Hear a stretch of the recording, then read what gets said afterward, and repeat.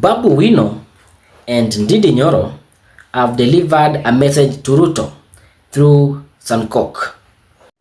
Ladies and gentlemen, welcome back to my YouTube channel.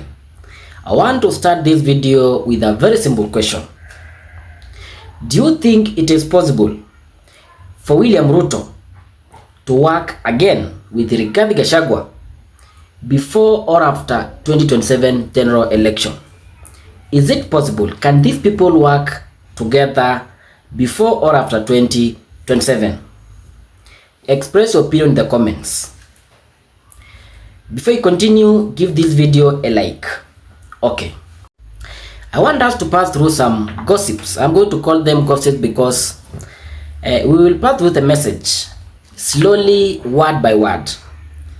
Then we'll have a discussion around that message. Is it possible for William Ruto to work with GACHAGUA as we go to 2027?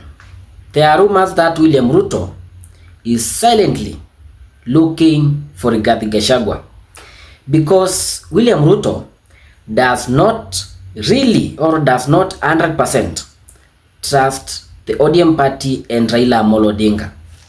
William Ruto bado ako undecided. He is not sure whether Raila Amolo Odinga will support him if he fails in his AU bid in February 2025. And there are still other factors which can lead to William Ruto working with GACHAGUA, because in politics we all have two constants: betrayal and interest. Remember, there are these rumors around BABU OWINO and NDINDI. If BABU OWINO and NDINDI merge, that candidature can really bring a lot of problems to William Ruto. Because I want to ask a simple question to my brothers from the lake. Imagine William Ruto is running against BABU OWINO. Who are you going to vote?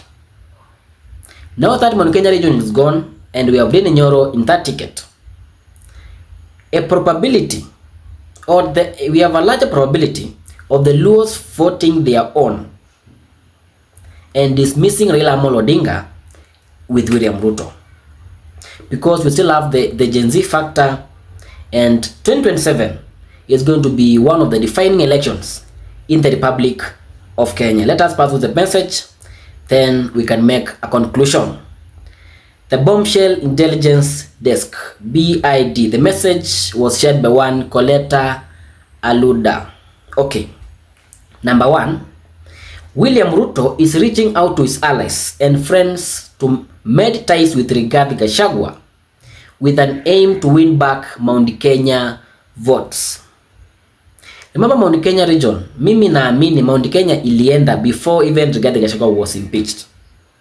William Ruto now just consolidated the mountain after impeaching GACHAGUA. Now these people were united under GACHAGUA, and that one can be a tactic to try and consolidate their voting blocks, which helped them clinch the presidency back in 2022. So I'm not ruling out anything at that point.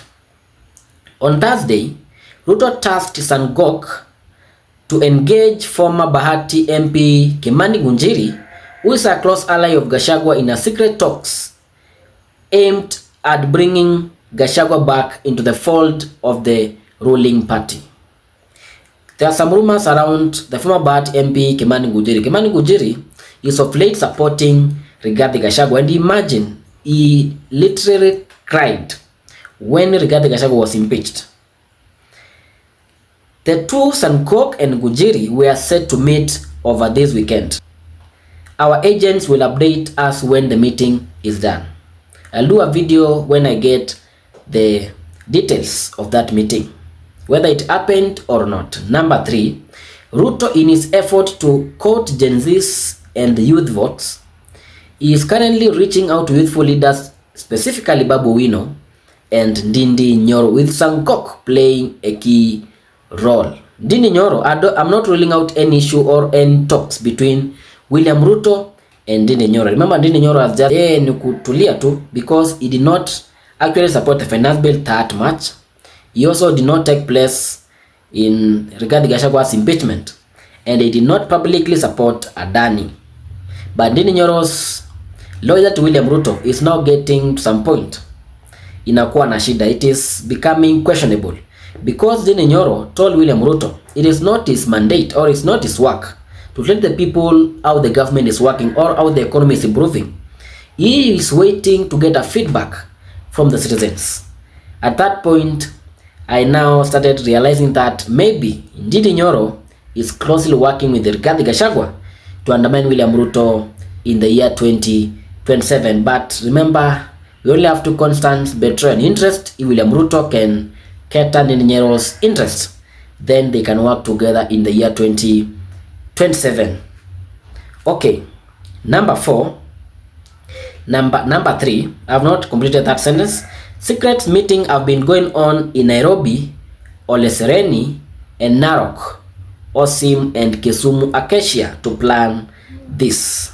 Number 4, Babu Owino and Ndindi Nyoro have delivered a message to Ruto through Sankok. For those of you who don't know, Sankok is a former Yala member of parliament. Yala is the East African Legislative Assembly. So he's a former member of that assembly from 2022 to 2017 to 2022, and is a close ally of William Ruto. He is actually a member of the UDA party. That Babu Owino and Ndindi Nyoro message was delivered to William Ruto through Sankok that they are not willing to work with William Ruto. Remember, this is Babu Owino and Ndindi Nyoro. For a fact, Babu Owino is ready to quit the ODM party, and he has been giving some signals. At some point, he was even sharing a picture with Ndindi Nyoro, and he was attaching some captions there which were giving a direction that these people are closely working together, or they are closely working for a work together formula as we go to 2027 general election. So this is what they told Ruto: we are not going to work with you, but if they must join, they won't join him without a political party. So the William Ruto's dream to lead a big political party cannot be realized under Ndindi Nyoro and Babu Owino. Babu Owino and Ndindi Nyoro will form a political party immediately after Gachagua addresses the Murima direction. Remember, Gachagua told us that he was going to give a direction this January 2025. Alisema kutakuwa na tsunami. So Babu Owino and Ndindi Nyoro are waiting for Rigathi Gachagua to give a direction. Remember, Rigathi Gachagua's case will also be listened earlier this year on the 25th of January 2025. So definitely, with either Rigathi Gachagua is going to be allowed to vie or to contest in 2027 or not, that's going to determine the future of Ndindi Nyoro and Babu Owino, because they are still banking on the Mount Kenya votes, factoring in that Ndindi Nyoro is coming from that region. If Rigathi Gachagua is barred from contesting by the court, Gachagua will be back. Gachagua will back Ndindi Nyoro and Babu Owino's presidential bid. That's why Ruto is using backdoor to reach out to Gachagua, because he fears the Ndindi Babu ticket might send him home. That's a fact. I was just giving one example. Imagine if Ndindi Nyoro and Babu Owino unite. These people have the youth energy, and the Gen Z resonate very well with Babu Owino and Ndindi Nyoro. Then now we are going still to have the tribal card. Ndindi Nyoro comes from the Mount Kenya region, Murang'a County to be exact. Babu Owino comes from the Nyanza region, whereby William Ruto is expecting Raila Odinga to deliver 100% so that they can compensate the votes lost in the Mount Kenya region. So that one is going to really be a key factor in William Ruto's political arrangements as we go to 2027 elections. Number 5, Ruto is considering replacing the water CS Eric Muga with either Peter Munya or Kiraitu Murungi. That is, hiyo ni kawaida inaonekana, because number 1, Eric Muga is not that politically enlightened. He might not actually bring votes to William Ruto.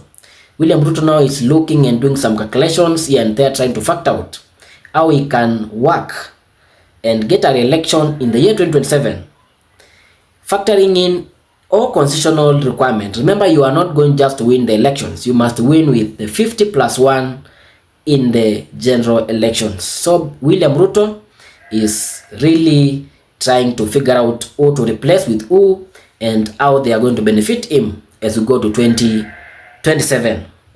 However, DP Kindiki is opposed to the move, with the fear that Munya or Kraitu will water down his influence in the Mount Kenya East. Remember, as far as we can see, that Professor Kindiki is not that ambitious. This is politics. Politics is not a fair game. Politics is all about interest and betrayal. And I'm very sure Professor Kithure Kindiki, now being the deputy president, he still has some ambitions. He still wants to succeed William Ruto in 2032. Maybe he might not say it publicly, but kama Mkenya ama kama tu mwana yeye ni mtu, kama mtu wa kawaida, you must be ambitious to occupy the next seat. And because Peter Munya and Kraitu Murungi come from the so-called Mount Kenya East, he is fearing that his influence will be watered down, and William Ruto will start to engage with Kraitu Murungi and Peter Munya, who are veterans and experienced politicians from that region. Ladies and gentlemen, what do you think? Is it possible? Can William Ruto work with Rigathi Gachagua? In my opinion, I think anything in politics is possible. If William Ruto was able to meet with the former and his former boss Uhuru Kenyatta, na wakakula pamoja, and they even shared some good moments, and Uhuru gave a very good goodbye to William Ruto akiingia kwa gari pale. The video is actually circulated online, and Kenyans fumed because they thought these people were enemies. Then Rigathi Gachagua can actually work with William Ruto. These are politicians. Sisi ni wananchi. It is politicians versus the civilians. Fellow Kenyans, that's my opinion. Express your opinion in the comments, give the video a like and subscribe.